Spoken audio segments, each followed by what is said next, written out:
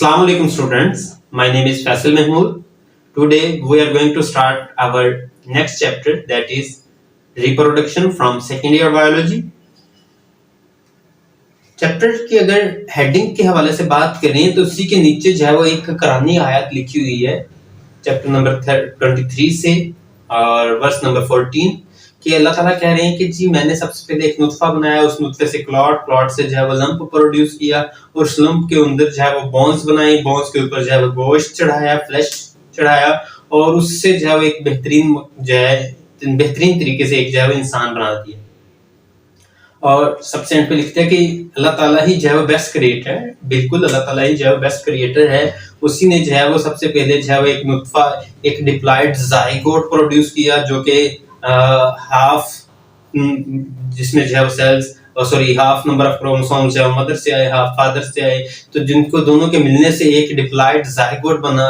उस ज़ाइगोट से जो है वो फिर क्लॉट प्रोड्यूस हुआ, खून का लोथड़ा बना, उस लोथड़े से जो है वो पहले कुछ या मास ऑफ सेल्स प्रोड्यूस हुआ। कहा जाता है कि सबसे पहले जो है हार्ट बनता है और हार्ट जो है वो आगे सप्लाई खून की शुरू कर देता है, उसी से जो है वो आगे जो है बोन्स बनती हैं और बोन्स के ऊपर जो है फ्लैश एक मास जो है चढ़ा दिया जाता है और उसी मास के अंदर जो है वो फिर जो है वो एक उसी को इकट्ठा होकर फिर जो है एक कंप्लीट इंसान, ह्यूमन बीइंग्स जो है वो बन जाते हैं। बेटे रिप्रोडक्शन के हवाले से अगर हम बात करें, इसी चैप्टर के हवाले से अगर शुरू करें तो इस चैप्टर के अंदर जो है हम 2 से 3 चीजें डिस्कस करेंगे। पहले तो जो है रिप्रोडक्शन होती क्या है जो आज डिस्कस करेंगे, फिर जो है इसकी टाइप्स कितनी है, उस टाइप्स के साथ साथ जो है वो प्लांट्स के अंदर रिप्रोडक्शन, प्लांट्स के साथ फिर जो है वो एनिमल्स के अंदर और सबसे लास्ट पे ह्यूमंस के अंदर रिप्रोडक्शन का प्रोसेस और उसके साथ सेक्सुअल डिजीजेस वगैरह जो है वो डिस्कस करेंगे। अगर चैप्टर के शुरू की बात करें इंट्रोडक्शन के हवाले से तो नाम से जाहिर हो रहा है रिप्रोडक्शन, दोबारा से पैदा होना, दोबारा प्रोडक्शन प्रोड्यूस होना से दोबारा से पैदा होना।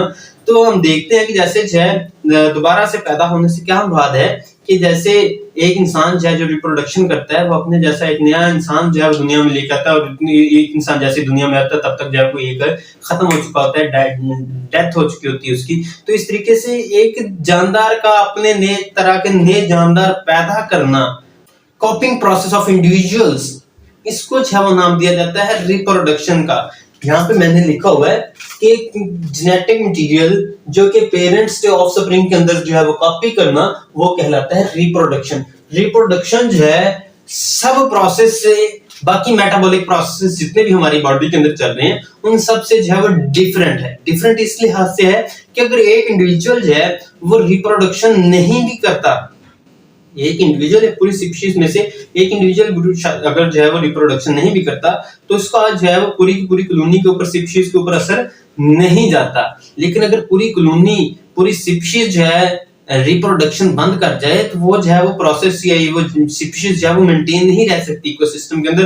कुछ ही वक्फे के बाद जो है, कुछ ही टाइम के बाद जो है उसकी सारे के सारे इंडिविजुअल जो है डेड हो जाएंगे और उस स्पीशीज का जो है बका नहीं रहेगी, नाम नहीं रहेगा। तो नाम बाकी रखने के लिए एक स्पीशीज का अपने जैसे जानदार नए पैदा करने पड़ते हैं और उसी प्रोसेस को जो है वो नाम दिया जाता है रिप्रोडक्शन का। और रिप्रोडक्शन जो है बाकी प्रोसेसेस से, बाकी तमाम मेटाबॉलिक प्रोसेसेस जो है वो इसी वजह से मुख्तलिफ है क्योंकि इसमें जो है वो एक स्पीशीज का सर्वाइवल है।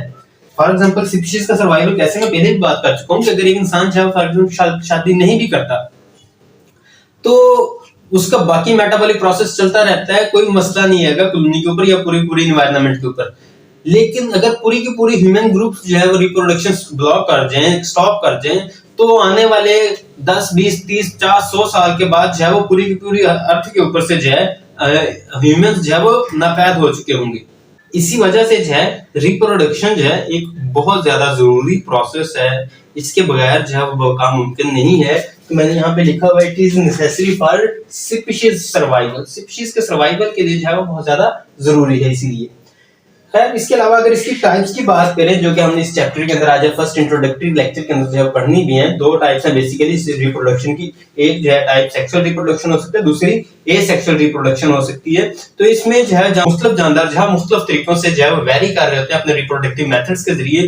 बास जानदार ऐसे हैं जो एसेक्सुअल रिप्रोडक्शन का मेथड इख्तियार करते हैं और बास जानदार जो है वो सेक्सुअल रिप्रोडक्शन जो है वो प्रोसेस इख्तियार करते हैं और अपने जैसे नए जानदार जो है वो पैदा करते हैं। अगर एसेक्सुअल रिप्रोडक्शन और सेक्सुअल रिप्रोडक्शन की हम बात करें तो मैंने यहाँ पर जो है वो एक डिफरेंस ड्रा किया हुआ है कि सेक्सुअल रिप्रोडक्शन वाले ऑर्गेनिजम्स जो होते हैं उनके अंदर जो है डबल पेरेंट्स की जरूरत नहीं होती, वो सिंगल एक ही जानदार जो है वो अपने जैसे नए जानदार पैदा करने की सलाहियत रखता है। जबकि जो सेक्सुअल रिप्रोडक्शन वाले ऑर्गेनिजम्स हैं उनमें बहुत female and male parents involve होते हैं, दो डिफरेंट जो है वो सेक्सेस इन्वॉल्व होकर तब जाकर जो है वो एक नया ऑर्गेनिज्म जो है प्रोड्यूस होता है। जबकि एसेक्सुअल रिप्रोडक्शन का जो मेथड है इसमें जो है वो ये प्रोडक्ट है माइटोसिस की, इसमें एक सेल जो है माइटोसिस के जरिए डिवाइड करके दो में तकसीम होता है। और सेक्सुअल रिप्रोडक्शन जो है इसके अंदर जो है वो माइटोसिस और मियोसिस दोनों इन्वॉल्व होते हैं। मियोसिस के जरिए जो है वो गैमीट्स बनते हैं और गैमीट्स की यूनियन के बाद फर्टिलाइजेशन, और फर्टिलाइजेशन से ऑनवर्ड सारे का सारा जो है वो इंडिविजुअल जो बनता है वो माइटोसिस के जरिए ही बन रहा होता है। सेक्सुअल रिप्रोडक्शन बेसिकली जो है वो सोमैटिक सेल्स के अंदर जो है प्रोड्यूस होती है। हमारी बॉडी के जितने नॉर्मल सेल्स हैं, बहुत सारे सेल्स हैं except germ line cells, these are the somatic cells. Body cells जितने भी हैं वो डिवाइड करते हैं by the process of asexual reproduction, by the process of mitosis. जबकि हमारी जो जर्म लाइन सेल्स हैं, जो गैमेटिक सेल्स हैं, स्पर्म्स और एग्स, उनकी जो है फॉर्मेशन मियोसिस के जरिए होती है। एसेक्सुअल रिप्रोडक्शन के दौरान बनने वाले जो ऑफस्प्रिंग्स होते हैं वो सारे के सारे आइडेंटिकल होते हैं, वो सारे के सारे जो है वो एक जैसे होते हैं, उसमें जो है वो एग्जैक्ट कॉपी की हुई होती है पेरेंट सेल की। जबकि जो सेक्सुअल रिप्रोडक्शन के दौरान ऑर्गेनिजम्स प्रोड्यूस होते हैं वो एक दूसरे से जो है वो आइडेंटिकल नहीं होते, उनमें वेरिएशंस होती है। वेरिएशंस क्यों होती हैं? क्योंकि क्रॉसिंग ओवर के दौरान जो है मियोसिस के दौरान जो है क्रॉसिंग ओवर का प्रोसेस होता है। उसी क्रॉसिंग ओवर से जो है वो नए जेनेटिक रिकॉम्बिनेशंस बनते हैं और इन्हीं जेनेटिक रिकॉम्बिनेशंस की वजह से वेरिएशंस जो है वो प्रोड्यूस हो जाती हैं, जिसकी वजह से एक ऑफस्प्रिंग जो है वो अपने पेरेंट्स की निस्बत क्या होता है, थोड़ा डिफरेंट होता है, समवट चेंजेस होती हैं उसके अंदर।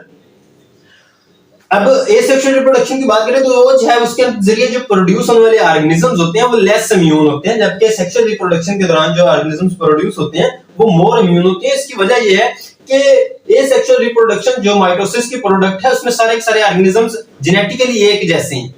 अगर कोई डिजीज आ गई तो सारे के सारे सेल्स जो है वो एक तरह से ही जो है डील होंगे और सारे के सारे सेल्स जो है वो उस डिजीज का शिकार हो सकते हैं। जबकि जो सेक्सुअल रिप्रोडक्शन है इसमें जेनेटिक वेरिएशंस आ जाती हैं। जेनेटिक वेरिएशंस की वजह से नया ऑफस्प्रिंग, नए जेनेटिक मेकअप वाला जो है प्रोड्यूस होता है, जिसकी वजह से ये ऑर्गेनिजम्स जो होंगे वो मोर इम्यून होंगे, इनके अंदर जेनेटिक चेंजेस आ चुके हैं।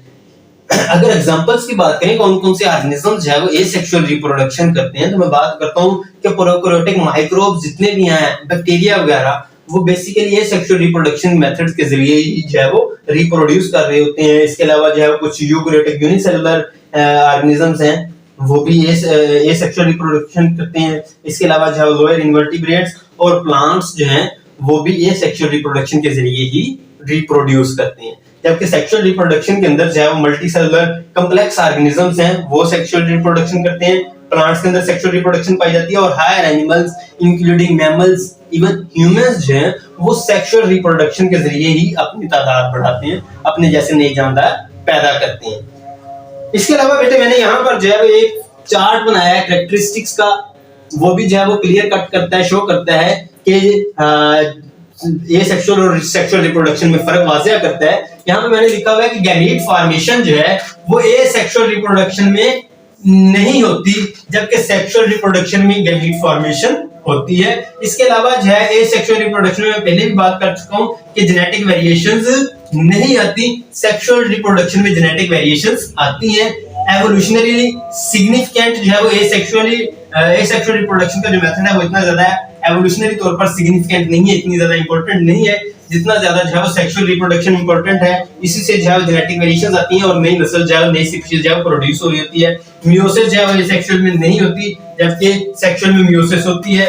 माइटोसिस जो है यहाँ पे एसेक्सुअल के जरिए जितने भी सेल्स प्रोड्यूस होते हैं वो माइटोसिस के प्रोडक्ट्स होते हैं और सेक्सुअल रिप्रोडक्शन वाले ऑर्गेनिजम्स में भी माइटोसिस पाई जाती है। फर्टिलाइजेशन का प्रोसेस है एसेक्सुअल रिप्रोडक्शन के अंदर नहीं हो रहा होता, सेक्सुअल रिप्रोडक्शन में फर्टिलाइजेशन होती है। इसके अलावा जो है जर्म सेल्स इन्वॉल्वमेंट, पहले ही जो है वो मियोसिस के जरिए जो है वो जर्म सेल्स ही तो बनते हैं, तो इसी के जरिए जो है हम कह सकते हैं कि माइटोसिस में जर्म सेल्स इन्वॉल्वमेंट नहीं है क्योंकि सिंगल पेरेंट इन्वॉल्व होता है, जबकि सेक्सुअल रिप्रोडक्शन में जर्म सेल्स इन्वॉल्वमेंट होती है। जाइगोट फॉर्मेशन जो है फर्टिलाइजेशन के बाद जो है वो अगला स्टेप जाइगोट बनने का ही होता है। अगर इसमें जो है फर्टिलाइजेशन का प्रोसेस है सेक्सुअल रिप्रोडक्शन में नहीं है तो जाइगोट फॉर्मेशन भी नहीं होगी, जबकि सेक्सुअल रिप्रोडक्शन में अगर गैमीट्स बने तो उनकी रीयूनियन होगी और उसी रीयूनियन से जो है क्या जाइगोट बनेगा और जाइगोट जो है असल में प्रोडक्ट है फर्टिलाइजेशन की। इसी वजह से ख्याल किया जाता है कि सेक्सुअल रिप्रोडक्शन जो है वो ज्यादा अहमियत की हामिल है, इसमें जो है वो ज्यादा सिग्निफिकेंट ऑर्गेनिजम्स जो है वो प्रोड्यूस हो रहे हैं, ज्यादा इम्यून ऑर्गेनिजम्स जो है वो प्रोड्यूस हो रहे हैं और ज्यादा अडॉप्टिव मेथड है रिप्रोडक्शन का। इसी के साथ बेटे ये जो है हमारा आज का फर्स्ट टॉपिक था चैप्टर नंबर 18 से। कल इंशाल्लाह आज 18 का सेकंड लेक्चर लेके, तो आज के लिए इतना ही है। अल्लाह हाफिज, बहुत शुक्रिया।